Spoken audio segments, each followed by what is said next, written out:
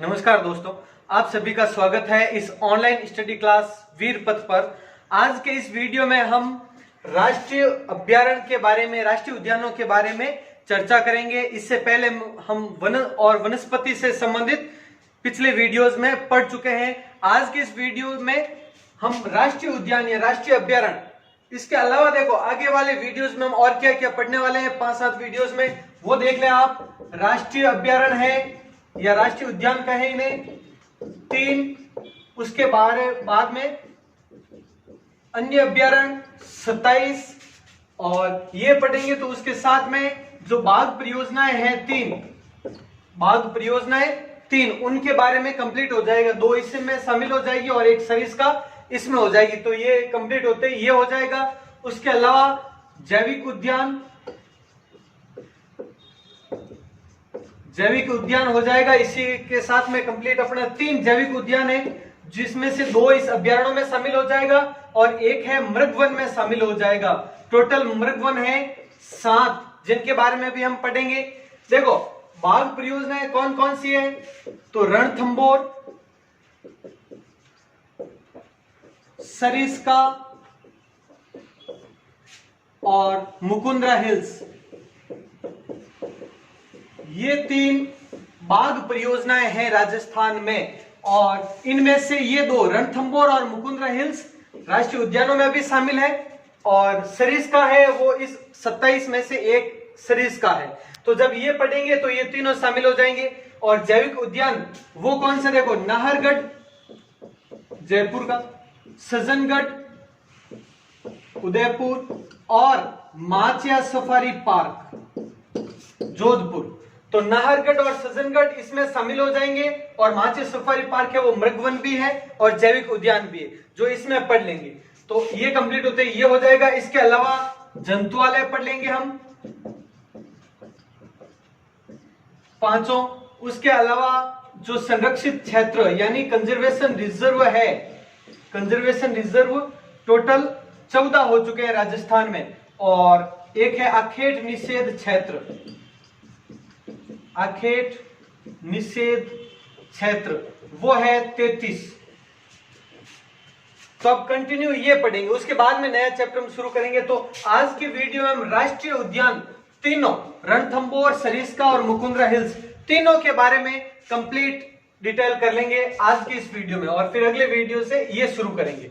तो इस तरह से कंटिन्यू चलेगा। राष्ट्रीय उद्यान शुरू करते हैं अब। तो अब शुरू करते हैं। रणथंभौर राष्ट्रीय उद्यान कहां पर है, सवाई माधोपुर। इसके बारे में कंप्लीट डिटेल कर रहे हैं, ध्यान से देखना अंत तक आप। रणथंभौर राष्ट्रीय उद्यान सवाई माधोपुर में है। अब इसकी स्थापना, इस अभ्यारण्य, इस उद्यान की स्थापना 1955 में की गई। स्थापना कब हुई, 1955 में। उसके बाद में 1973-74 में, ये ध्यान रखना, 1973-74 में इसी अभ्यारण्य में, रणथंभौर राष्ट्रीय अभ्यारण्य में बाघ परियोजना प्रारंभ की गई। बाघ परियोजना, जिसे कि क्या कहा जाता है, टाइगर प्रोजेक्ट प्रारंभ। अब बाघ परियोजना, टाइगर प्रोजेक्ट कई जगह पर आप 1973 देखोगे, कुछ जगह पर 1974 देखोगे। अब ये क्या है, 1 अप्रैल 1973 से पूरे देश में बाघ परियोजना शुरू की गई थी। इससे पहले हमने पढ़ा था वन्य जीवों से को संरक्षित करने के लिए एक अधिनियम बना था 1972, जिसे कि राजस्थान में 1973 में प्रारंभ किया गया था। अब उसी के तहत 1 अप्रैल 1973 को पूरे देश में बाघ परियोजना प्रारंभ की गई थी। सबसे पहले जिम कार्पेट, इसके बारे में बता दूं, 1 अप्रैल 1973 से देश में बाघ परियोजना प्रारंभ। और इसके तहत प्रथम कौन सा था, जिम कार्पेट, जिम कार्बेट राष्ट्रीय उद्यान, राष्ट्रीय उद्यान, या फिर इसे हेली भी कहा जाता है। हेली राष्ट्रीय उद्यान उत्तराखंड में है। उत्तराखंड, इसकी स्थापना की गई थी सबसे पहले। और ये प्रथम चरण था, बाघ परियोजना का प्रथम चरण था। और इसी प्रथम चरण में ही, इसी प्रथम चरण में 1974 में रणथंबोर टाइगर प्रोजेक्ट प्रारंभ। इसीलिए 1973-74 ध्यान रखना आपको, यह प्रथम चरण है वो 1973 में प्रारंभ हुआ था और उसके तहत 1974 में रणथंबोर में यह बाघ परियोजना प्रारंभ हो गई थी। इसलिए इसे 1973-74 में प्रारंभ परियोजना कहा जाता है। तो यह ध्यान रखना आप, 1973-74 में राष्ट्रीय उद्यान रणथंबोर में बाघ परियोजना प्रारंभ कर दी गई। अब देखो, ये जो बाघ परियोजना है 1973-74 में जो प्रारंभ की गई रणथंबोर, ये क्षेत्रफल की दृष्टि से, क्षेत्रफल की दृष्टि से देश की सबसे छोटी परियोजना थी। देश की सबसे छोटी बाघ परियोजना कौन सी? यही बाघ परियोजना, रणथंबोर बाघ परियोजना। ध्यान रखें ये वाला पॉइंट, क्षेत्रफल की दृष्टि से जब ये इसे बनाया गया तब। अब उसके आगे की बात देखें अब, तो ये हो गया टाइगर प्रोजेक्ट। इसके अलावा स्थापना हो गई, टाइगर प्रोजेक्ट हो गया। अब 1 नवंबर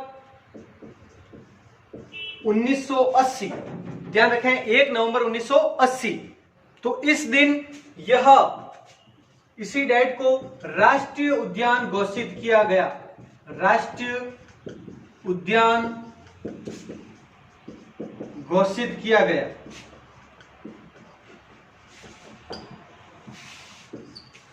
विशेष ध्यान रखना इस बारे में।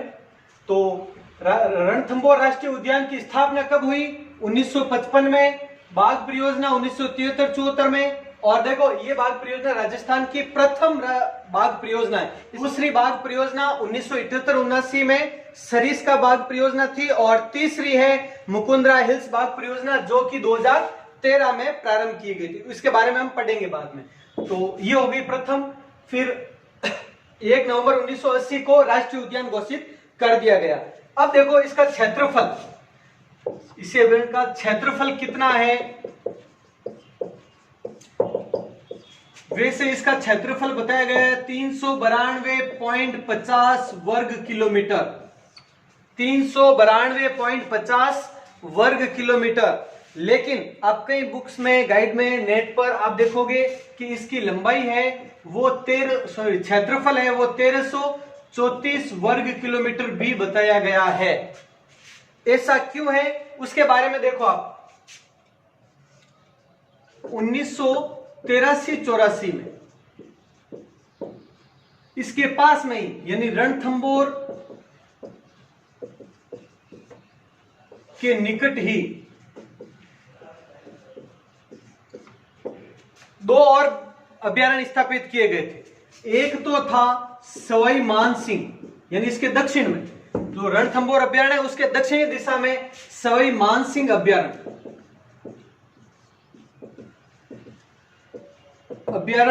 व केला देवी अभ्यारण्य। केला देवी अभ्यारण्य स्थापित। केला देवी अभ्यारण्य वैसे करौली और करौली सवाई माधोपुर दोनों की सीमा पर है। तो वो करौली और सवाई माधोपुर में है केला देवी अभ्यारण्य, और मानसिंह अभ्यारण्य है वो सवाई माधोपुर में ही स्थित है। तो कहने का मतलब ये स्थापित किए गए। अब देखो इसके बाद में क्या हुआ, देखो आगे की घटना। 1991-92 में रणथंबोर का क्षेत्र विस्तृत कर दिया गया। मतलब इन अभ्यारण्यों तक विस्तृत कर दिया गया। जो ये बाघ परियोजना है उसका क्षेत्र है वो इन सवाई मानसिंह अभ्यारण्य और केला देवी अभ्यारण्य तक विस्तृत कर दिया गया, जिसके कारण इसका क्षेत्रफल ये इतना ज्यादा हो गया। तब ऑप्शन में देखा जाएगा मुख्य रूप से तो ऑप्शन में 392.50 वर्ग किलोमीटर है तो सही है। और अगर ये संपूर्ण उसके बढ़ा हुआ क्षेत्र जो सिर्फ टाइगर रिजर्व के लिए ही है वो अगर कहा जाए तो 1334 वर्ग किलोमीटर हो जाता है।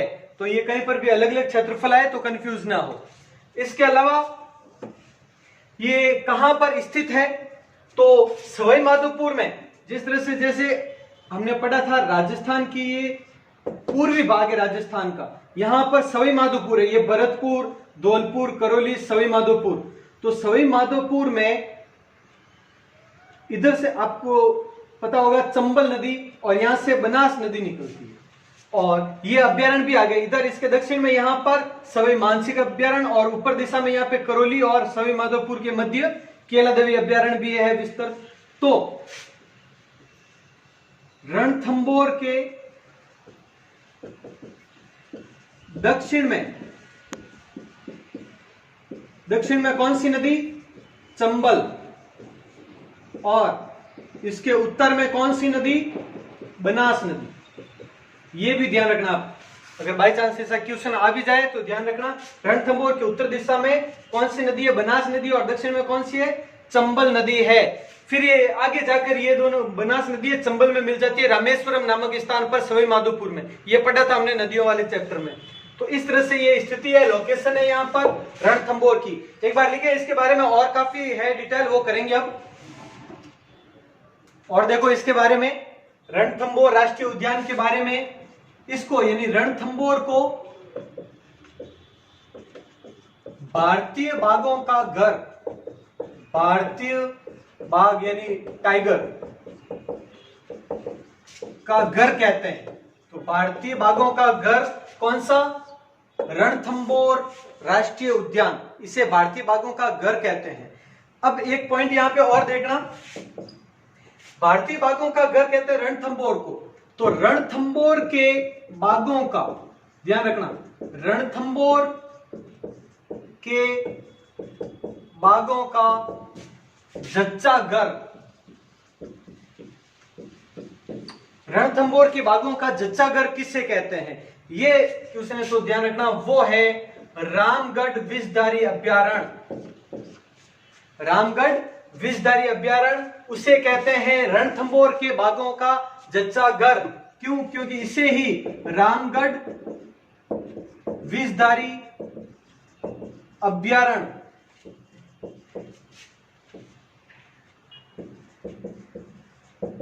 को रणथंभौर से जोड़ा गया, रणथंभौर से जोड़ा गया है। तो रामगढ़ विषधारी अभ्यारण्य को रणथंभौर अभ्यारण्य से जोड़ा गया है, इसीलिए वहां के यानी राष्ट्रीय उद्यान रणथंभौर के बाघों का जच्चागर, जच्चागर का मतलब होता है ननियाल, ननेरा, ठीक है। तो जच्चागर रामगढ़ विषधारी अभ्यारण्य को कहा जाता है क्योंकि यहाँ के बाघ है वो रामगढ़ विषधारी अभ्यारण्य बूंदी में है ये, तो वहां पर भी विचरण करते हैं। इस कारण से रामगढ़ विषधारी अभ्यारण्य बूंदी में है। इसके बारे में जो वन्य जीव अभ्यारण्य है 27, उनमें से एक ये भी है, इसके बारे में पढ़ेंगे डिटेल हम उस टाइम। और यही पॉइंट, ये जो दोनों पॉइंट है ये उस समय भी लिखे जाएंगे, वापस पढ़े जाएंगे, तो ध्यान रखना ये पॉइंट रिपीट होंगे वहां पे।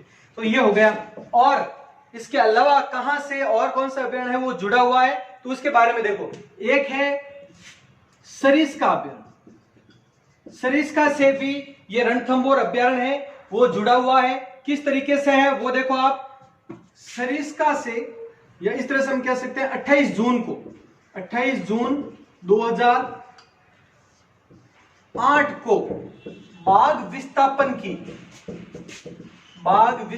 की देश की पहली घटना हुई। देश की प्रथम बाघ विस्थापन की घटना हुई कहां पर? वो देखें, रणथंभौर से सरिस्का, रणथंभौर से सरिस्का में। यहां पर दो बाघ थे, सुल्तान और बबली, सुल्तान और बबली। ये बाघ बाघिन का जोड़ा था और उसको रणथंभौर से सरिस्का में स्थानांतरण किया गया। तो बाघ है उसको एक अभ्यारण्य से दूसरे अभ्यारण्य में स्थानांतरण करने वाली बाघ विस्थापन की पहली घटना यहीं पर हुई थी, देश की पहली घटना, इसलिए इंपॉर्टेंट है, ध्यान रखना, डेट समेत याद रखना आप। तो ये हो गया इसके बारे में। इसके अलावा यहां पर इसी रणथंभौर अभ्यारण्य में टाइगर सफारी पार्क भी स्थित है, टाइगर सफारी पार्क भी स्थित है इसी जगह पर। और देखो इसी अभ्यारण्य में 1996-97 में विश्व बैंक की सहायता से, विश्व बैंक की सहायता से कौन सा एक प्रोग्राम चलाया गया, इंडियन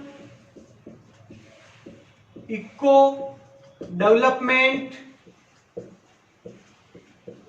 प्रोग्राम या प्रोजेक्ट प्रारंभ किया गया। तो यह भी ध्यान रखना, 1996-97 में रणथंभौर राष्ट्रीय उद्यान में विश्व बैंक की सहायता से इंडियन इको डेवलपमेंट प्रोजेक्ट है वो प्रारंभ किया गया। इसके आगे देखो और यहां पर क्या क्या प्रसिद्ध है। तो यहां पर एक तो बाघ प्रसिद्ध है जो कि हमने पहले भी पढ़ा है, अभी बाघों के लिए प्रसिद्ध है रणथंभौर। इसके अलावा यहां पर मगरमच्छ भी प्रसिद्ध है, दूसरा आकर्षण का केंद्र है वो मगरमच्छ है। इसके अलावा लाल सिर वाले तोते,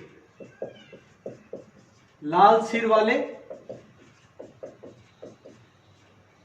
तोते भी काफी प्रसिद्ध है रणथंभौर अभ्यारण्य के, जो कि केवल यहीं पर पाए जाते हैं। इसके अलावा देखो काला गरुड़ पक्षी, काला गरुड़ पक्षी है जो यहीं पर पाया जाता है राजस्थान में, और इसे रेड डाटा बुक में शामिल किया गया है, यह भी ध्यान रखना।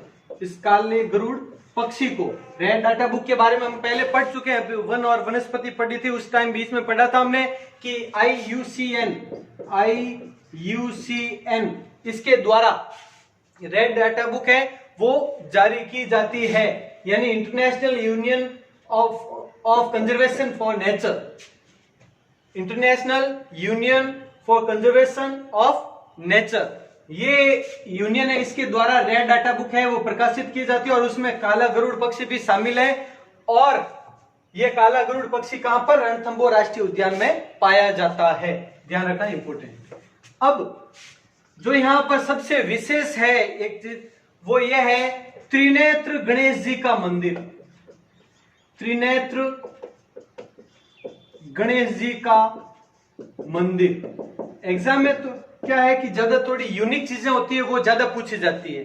तो जैसे कि यह है गणेश जी का मंदिर तो बहुत जगह पर है, लेकिन त्रिनेत्र, 3 नेत्रों वाले गणेश जी का मंदिर कहां पर है, रणथंभौर में। वैसे ही नृत्यरत गणेश जी, नृत्यरत गणेश जी है वो है सरिस्का में, सरिस्का पढ़ेंगे तब ये बताऊंगा आपको वापस, लेकिन कंफ्यूज नहीं होना है दोनों में। नृत्यरत गणेश जी है, नृत्य की मुद्रा में गणेश जी की मूर्ति है वो सरिस्का अभ्यारण्य में उनका मंदिर है, और त्रिनेत्र 3 नेत्रों वाला है वो कहां पर, रणथंभौर में है। ये दोनों क्लियर कर लेना आप पहले से ही। इसके अलावा कौन सा है, देखो यहां पर जोगी महल है और कुकुर घाटी है, यहां पर कुकुर घाटी है मतलब कुत्ते की छतरी है, यहाँ कुकुर घाटी कुत्ते की छतरी है इस जगह पर कुकुर घाटी में, इसलिए इसे कुकुर घाटी कहा जाता है। जोगी महल है। इसके अलावा 3 झीलें, मलिक तालाब, पद्म तालाब, राजबाग झील, तो ये 3 झीलें हैं प्रसिद्ध इसी स्थान पर। एक यहां पर धौंक वनों की अधिकता, धौंक वनों की अधिकता है, धौंकड़ा वन है वो काफी मात्रा में पाए जाते हैं। तो ये हो गया आपके रणथंभौर राष्ट्रीय अभ्यारण्य, इसके बारे में जानकारी कंप्लीट हो चुकी है। अब करते हैं केवलादेव घना पक्षी विहार अभ्यारण्य। भरतपुर। इसके बारे में डिटेल कर लेते हैं। सबसे पहले इसकी स्थापना, इस अभ्यारण्य की स्थापना कब हुई? तो इसकी स्थापना हुई 1956 में। क्लियर? 1956 में इसकी स्थापना हुई। अब इसे राष्ट्रीय उद्यान कब घोषित किया गया? तो राष्ट्रीय उद्यान घोषित ये कब हुआ? तो 26 अगस्त 1981।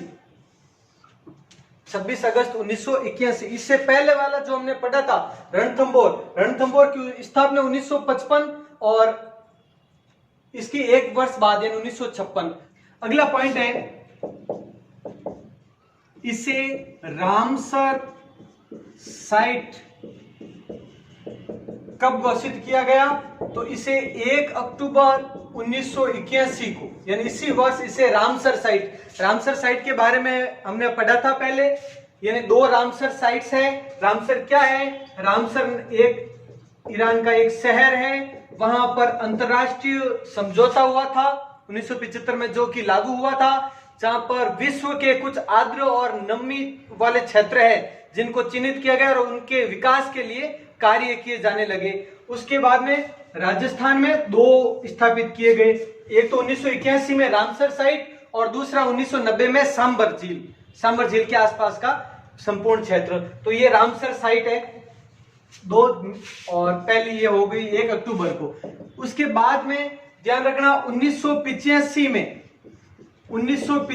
इसे यानी केवलादेव अभ्यारण्य को यूनेस्को की विश्व प्राकृतिक धरोहर में शामिल किया गया।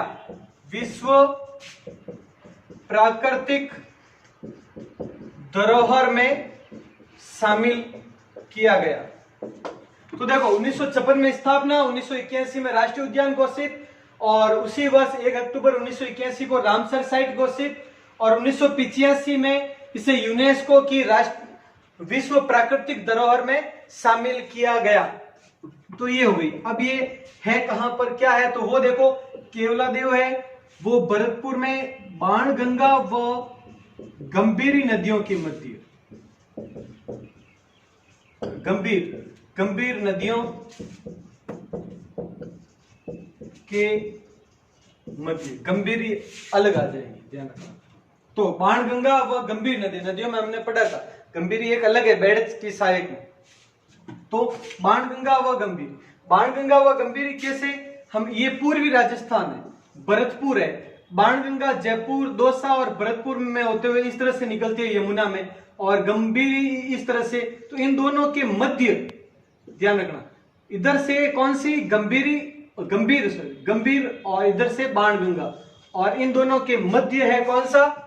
केवलादेव गणापक्षी विहार अभ्यारण्य, इन दोनों के मध्य। तो बाणगंगा व गंभीर नदियों के मध्य स्थित है, और वो भी इनके मध्य NH11 पर, ये विशेष है, NH11 पर स्थित है। NH11 क्यों प्रसिद्ध है?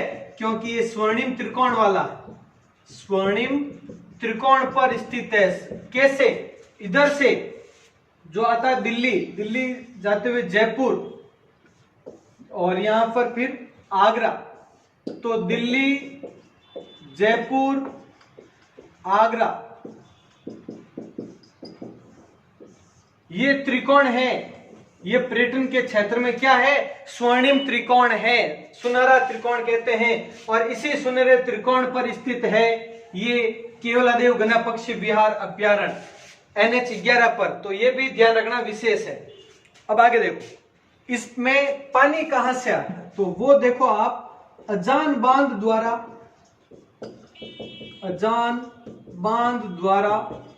जल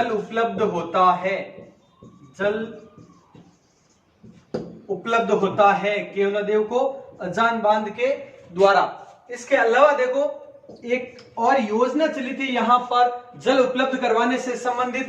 29 सितंबर 2012 को गोवर्धन ड्रेन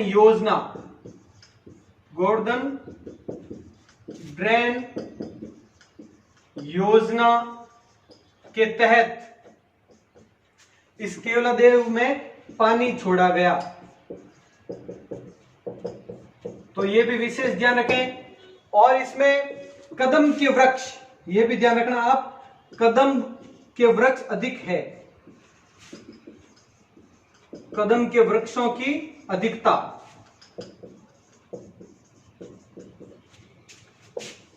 और देखें इसके बारे में कुछ विशेष पॉइंट्स हैं। पक्षियों का स्वर्ग, कौन सा अभ्यारण्य? केवलादेव वन्य जीव अभ्यारण्य। उसके अलावा साइबेरियन सारस, साइबेरियन सारस, और ये साइबेरिया मतलब रूस, इसमें कंफ्यूजन है ही नहीं, साइबेरिया रूस से संबंधित ही है, तो साइबेरियन सारस यानी रूस के लिए प्रसिद्ध, साइबेरियन सारस के लिए प्रसिद्ध है। और इसमें एशिया की, ध्यान रखना आप, एशिया की सबसे बड़ी पक्षी प्रजनन स्थली है। एशिया की सबसे बड़ी पक्षी प्रजनन स्थली है, वो कहां पर है? केवलादेव गना पक्षी विहार अभ्यारण्य में ही है। इसके अलावा देखो, राजस्थान की राज्य की प्रथम वन्य जीव प्रयोगशाला, वो भी यहीं पर स्थित है, राज्य की प्रथम वन्य जीव प्रयोगशाला। उसके अलावा एक डॉक्टर सलीम अली के बारे में सुना होगा आपने, पहले बुक्स में, ये स्कूल बुक्स में इसका लेसन भी आता था। तो पक्षी विशेषज्ञ है ये, तो पक्षी विशेषज्ञ डॉक्टर सलीम अली की कर्मस्थली, यानी यहीं पर ये पक्षियों से संबंधित है, वो कार्य करते थे। इसके अलावा देखो, और यहां पर एक पाइथन पॉइंट्स है, पाइथन पॉइंट्स, ये स्थान है इस जगह पर, इसी स्थान पर पाइथन पॉइंट्स नामक जगह है, जहां पर अक्सर अजगर देखे जाते हैं। ये हो गया इसके बारे में। अब सबसे विशेष एक और इसमें कि इसका क्षेत्रफल, इंपोर्टेंट क्वेश्चन ये है इसमें कि केवलादेव गना पक्षी विहार का कुल क्षेत्रफल है वो कितना है। तो इससे संबंधित देखो आप, एग्जैक्ट में देखा जाए तो 28.73 वर्ग किलोमीटर, और अगर कभी ऑप्शन में 29 वर्ग किलोमीटर आ जाए तो भी सही होगा, क्योंकि ये लगभग में है। अगर एग्जैक्ट पूछा जाए तो 28.73, और कुछ गाइड में बुक्स में भी लिखा भी होता है और एग्जाम में भी दे दे 29 वर्ग किलोमीटर, तो ये भी सही है। तो ये होगा क्षेत्रफल इसका। ये स्क्रीनशॉट ले ले, आराम से लिख ले, केवलादेव गना पक्षी विहार कंप्लीट है अपना। अब करते हैं हम राजस्थान का तीसरा और अंतिम राष्ट्रीय अभ्यारण्य, मुकुंदरा हिल्स राष्ट्रीय अभ्यारण्य के बारे में। पहले तो ये कहां पर है इसके बारे में देखो। मुकुंदरा हिल्स है वो कोटा, चित्तौड़गढ़, बूंदी व झालावाड़, इन चारों जिलों में विस्तृत है। अब कैसे मुकुंदरा हिल्स राष्ट्रीय अभ्यारण्य के बारे में पहले चर्चा करते हैं कंप्लीट, आपको एक एक चीज समझ में आ जाएगी। तो मुकुंदरा हिल्स राष्ट्रीय अभ्यारण्य की स्थापना, सबसे पहले इसकी स्थापना के बारे में कि कब स्थापना की गई, तो 1955 में। 1955 में मुकुंदरा हिल्स राष्ट्रीय अभ्यारण्य की स्थापना हुई। उसके बाद देखो आप, इसे राष्ट्रीय अभ्यारण्य घोषित कब किया गया, तो उसके बारे में भी देख लो। राष्ट्रीय अभ्यारण्य घोषित 9 जनवरी 2012, 9 जनवरी 2012 को, 9 जनवरी 2012 फूट रहा वो पे। चलो अब आगे नेक्स्ट, राष्ट्रीय अभ्यारण्य हो गया, इसकी स्थापना 1955, 2012 में राष्ट्रीय अभ्यारण्य। अब यहां पर मैंने बताया था बाघ परियोजना भी है, ये राजस्थान की तीसरी बाघ परियोजना है, ध्यान रखना। अब कहेंगे हमने तो अभी तक एक पढ़ी रणथंभौर वाली, तो दूसरी है वो सरिस्का, जो हम अभ्यारण्यों में, वन्य जीव अभ्यारण्यों में पढ़ेंगे सबसे पहले सरिस्का, वो 1978-79 में हो गई थी। 1973-74 में रणथंभौर, दूसरी 78-79 में सरिस्का और तीसरी ये। तो बाघ परियोजना कब घोषित की गई, तो इसके बारे में देखो आप 10 अप्रैल 2013, 10 अप्रैल 2013 को बाघ परियोजना प्रारंभ की गई। यहाँ पे राजस्थान की तीसरी, और अभी तक 3 ही है बाघ परियोजना। और राष्ट्रीय अभ्यारण्य घोषित 9 जनवरी 2012, तीसरा राष्ट्रीय अभ्यारण्य, और अभी तक 3 ही है। तो इसके बारे में देखो अब इसका नाम, प्रारंभिक नाम, यहां पर जब इसकी स्थापना हुई तब इसका प्रारंभिक नाम क्या था, तो प्रारंभिक नाम था दर्रा अभ्यारण्य। दर्रा अभ्यारण्य, इसकी संपूर्ण हिस्ट्री देख लें एक बार अब तक की। तो दर्रा अभ्यारण्य ये अब भी है, जो 27 वन्य जीव अभ्यारण्य पढ़ेंगे उसमें हम दर्रा भी पढ़ेंगे। तो ध्यान रखना, मुकुंद्रा हिल्स राष्ट्रीय अभ्यारण्य और दर्रा अभ्यारण्य अलग अलग है दोनों, काफी एक ही मानता। हालांकि इसका नाम भी था पहले, लेकिन कैसे वो देखते जाए आप। अब 2003 के बाद इस दर्रा अभ्यारण्य के साथ क्या हुआ देखो, 2003 में इसका नाम क्या बदल दिया गया, राजीव गांधी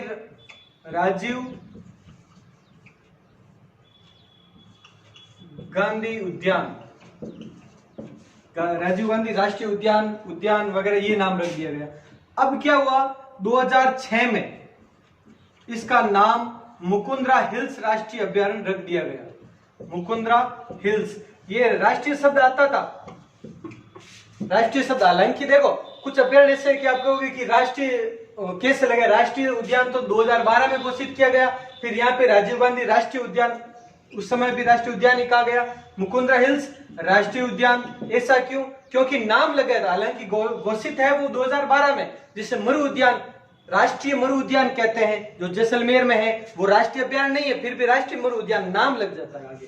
तो मुकुंद्रा हिल्स राष्ट्रीय उद्यान नाम कब पड़ा, 2006 में। अब क्यों, आपको पता है राजस्थान में अक्सर ऐसा होता है, राजस्थान की राजनीति में सरकारें चेंज, नाम चेंज।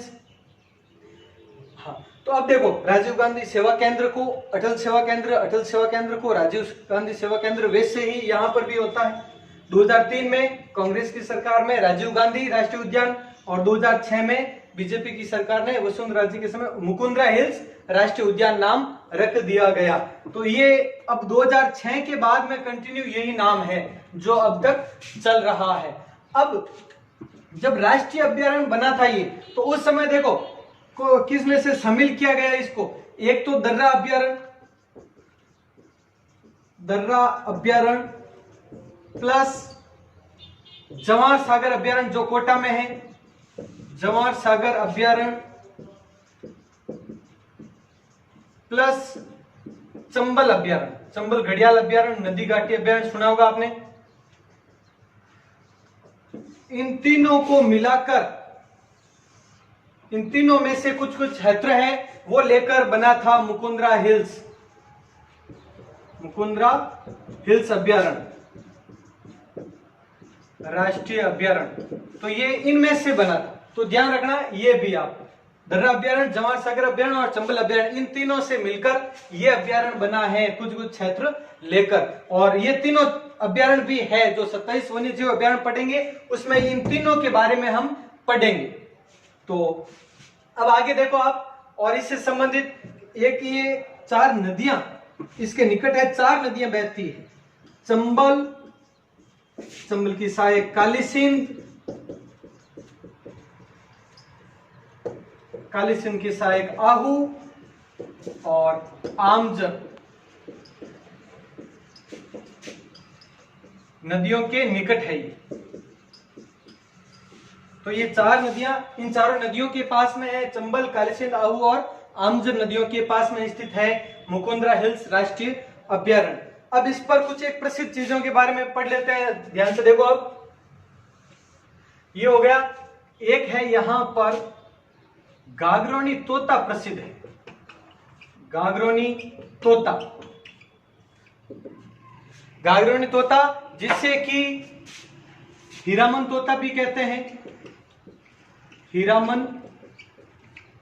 कहते हैं, जिसे अलेक्जेंड्रिया पैराकिट भी कहते हैं, अलेक्जेंड्रिया पैराकिट भी कहते हैं, पैराकिट तोते को ही कहते हैं। और उसके अलावा एक हिंदुओं का आकाश लोचन, हिंदुओं का आकाश लोचन बोलने वाला तोता है, मनुष्य की हुबहू आवाज निकालने वाला तोता, इसलिए इसकी बहुत प्रसिद्ध है वहां पर। गागरोनी तोता जिसे हीरामन तोता भी कहते हैं, अलेक्जेंड्रिया पैराकिट भी कहते हैं, हिंदुओं का आकाश लोचन भी कहा जाता है। इसी को हीरामन तोता सुना होगा इतिहास में बहुत बार, वो अलग चैप्टर होगा कभी तो उस टाइम डिटेल में बताएंगे आपको। अभी सिर्फ इतना देख लें कि यह तोता इस अभ्यारण्य में पाया जाता है। और देखो यहां पर गागरोन का किला,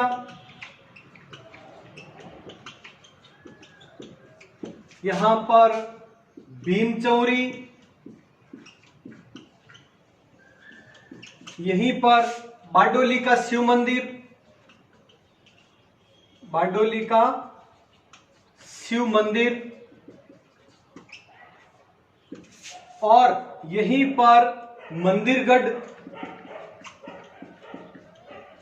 रावण महल, रावण महल और अबलीमेणी का महल, अबलीमेणी का महल आदि स्थित है। ये इसी स्थान मुकुंदरा हिल्स अभ्यारण्य में ही स्थित है। तो स्क्रीनशॉट ले लें आप, आराम से लिख लें ये। तो ये राष्ट्रीय अभ्यारण्य है वो तीनों कंप्लीट हो चुके हैं, 3 राष्ट्रीय अभ्यारण्य तीनों हो चुके हैं कंप्लीट आपके इस एक ही वीडियो में। अगले वीडियो में हम अन्य वन्य जीव अभ्यारण्यों के बारे में शुरू करेंगे। ठीक है, मिलते हैं अगले वीडियो में। जय हिंद, जय भारत।